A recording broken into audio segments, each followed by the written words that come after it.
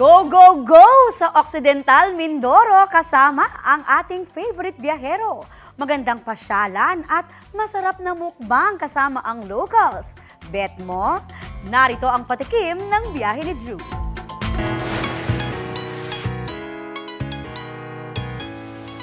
Ang cravings niyo ba ay sariwang hangin? Aesthetic na pasyalan? At freshly caught na pagkain?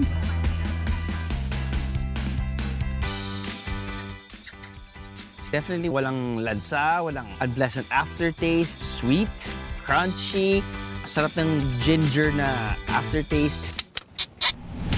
O baka naman gusto niyo ng kakaibang adventure kasama ang mga lokal? Sometimes you just need to get your hands dirty. Yun yung pinakamalaking isda talaga, for sure. Na tinanggalan ko ng kaliskis, tapos chin-up ko.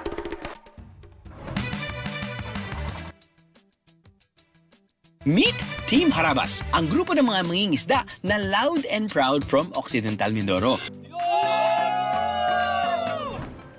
Sa aking biyahe dito sa Occidental Mindoro, may meet and greet pass ako sa Team Harabas. Nagsimula talaga kayong mangingisda. Mangingisda, magsasaka po yung family namin, background ng family namin.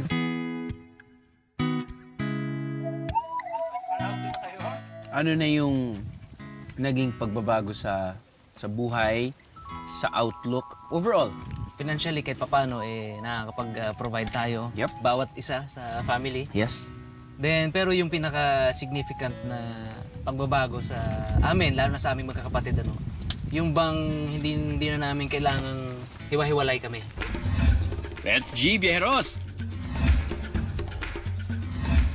Tara na't makipagkulitan kasama mga lokal ng Occidental Mindoro.